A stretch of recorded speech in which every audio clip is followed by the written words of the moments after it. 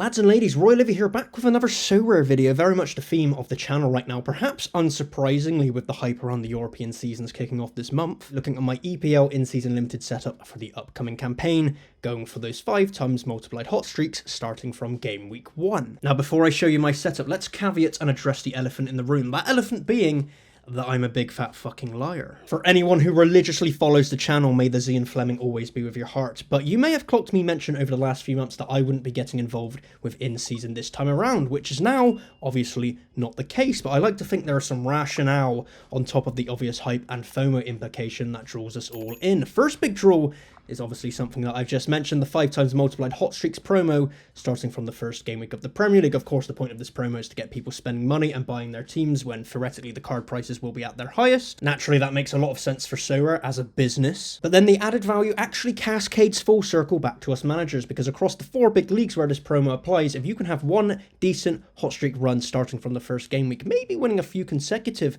multiplied payouts, then that can play a big part in recuperating your initial investment. Another factor that has played on my mind into jumping back in was honestly the amount of market credits going about these days as well. I think at peak, before I started purchasing some new in-season players, I had over $30 of active market credits, with more coming in dribs and drabs from the new Sorare will itself, which is sort of a marketing trick in one sense.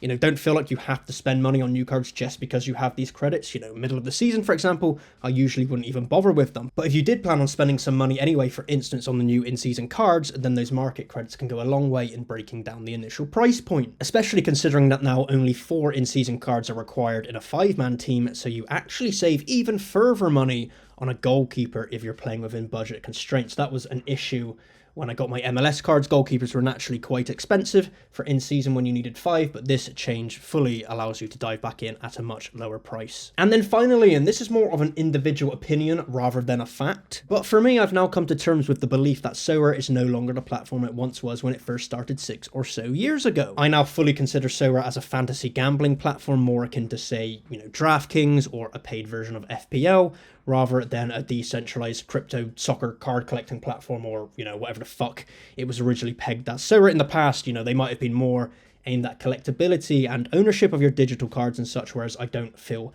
that's the focus anymore at all, whether that's rightly or wrongly from their perspective. You know, before, back in 2021, you'd buy cards with the vision of long-term potential, both on the pitch and their future value. But you don't really buy cards with that in mind anymore. You know, for me, Sorare has fully pivoted into the platform becoming a seasonal gambling fantasy game, you know, around the real life soccer calendar year, and I don't even necessarily have a problem with that.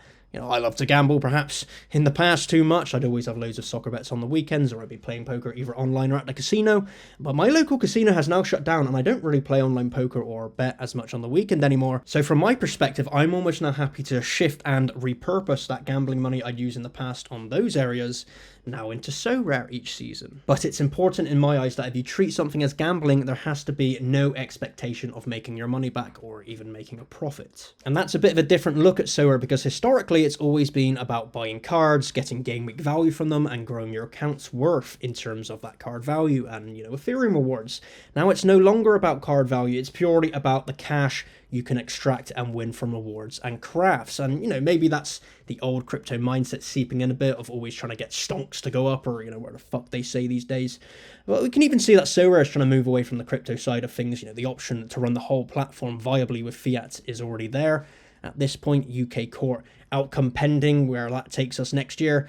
Basically, what I'm trying to say is that once in-season is done, yes, you can still utilize those in-season cards, but I think we all know it becomes exponentially more difficult to get value from the classic side of the game. It's almost just a fun little side game at this point, compared to the bread and butter of Sorare, where the value is that being in season for 1 football calendar year only. I'm rambling a bit here, but basically this mindset has allowed me to jump back into Sorare when I perhaps felt disillusioned before. You know, you'd buy cards and week after week we were all complaining about the card values decreasing, competitions were getting harder to compete in, and so on. It all became a bit doom and gloom, but now by fully treating this as an extension of seasonal gambling, it freely allows myself, in my thinking anyway, to just, you know, get back in and enjoy the game for what it is, lest we forget that the core gameplay of Sorare is still enjoyable with fluid weekly gameplay and fun to be had. Fantasy football is going nowhere, and Sorare is a part of that ecosystem now. So semantics, pedantics, dramatics, and romantics aside, let's look at my first in-season league setup for the season, this being the English Premier League. We all love the EPL, one of the best leagues in the world, and I have 3 classic goalkeeper options to use for any of my teams this coming season: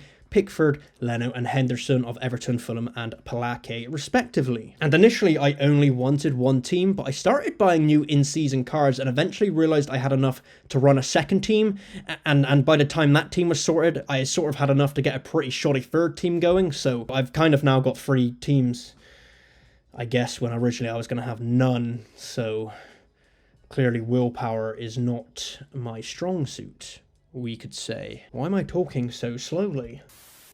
So team 1, I suppose we're going to call this the main EPL in-season team that I have the most faith in, and let's remember, despite getting 3 teams going, they are all essentially budget teams as well.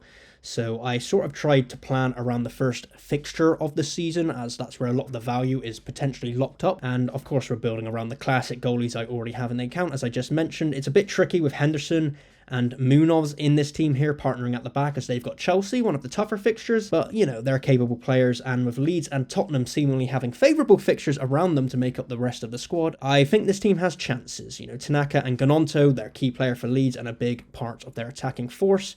Of course, it's going to be harder in the Premier League, so we just have to hope these players can immediately hit the ground running in a tougher league with tougher fixtures. We've then got Brennan Johnson filling out the team, making the cost of this a little over £50, but I feel with these players that's a pretty fair price to gamble on them returning that value over a 38-game campaign. Johnson himself then was the late addition here that I wasn't super sure about originally, as, you know, looking at him historically, his scores aren't super great, and when he misses the mark, he fucking misses the mark with sub 40 points. But again, as I mentioned, looking at those first game week fixtures, very favourable against Burnley, and with Madders and Kulusevski both out injured, he should be in line to play, as well as play an important part in the fixtures after that. Hopefully he can kick on from a semi-decent campaign last year. So overall, this team needs to go for 360 points here on the first game week. So I'm thinking a Johnson decisive, a pretty sturdy Palace defensive performance against Chelsea, and it is more than possible that this budget team can kick things off to a good fucking start. Words from my mouth. Fucking words. Good start. We want a good start, baby. Fucking fuck. Shut the fuck up.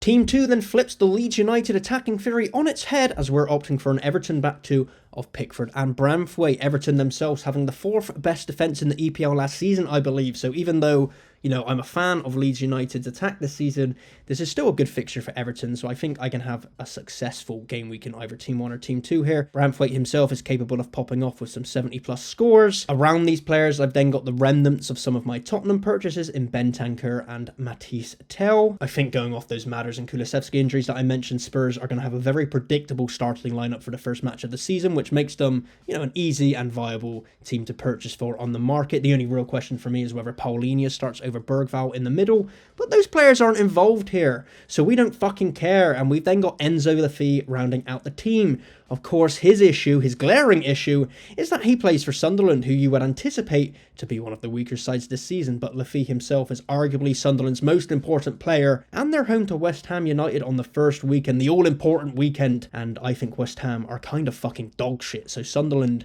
are more than capable of giving them a game. But here, what I specifically liked about Enzo Lafi as a budget option is looking at his scores. You know, they're pretty mid overall, nothing to write home about, but this was in the Championship where Sunderland were more of an attacking team.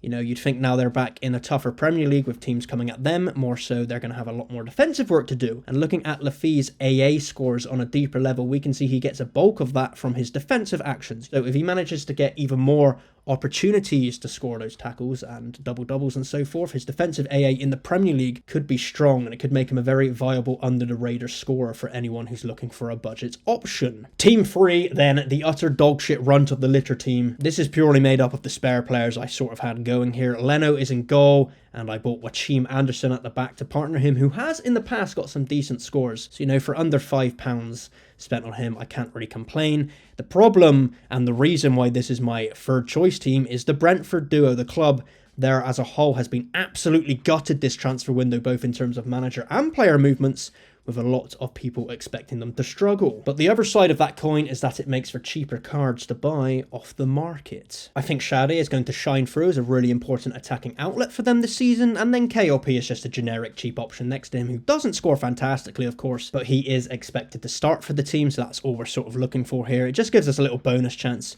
of hitting the hot streak threshold if they all happen to pop off somehow. I mean, Brentford's opening fixtures, they still look fairly friendly on paper in comparison to the Premier League as a whole. So I'm not too fussed. We'll just see what this little extra bonus team can do. It cost me under 20 quid.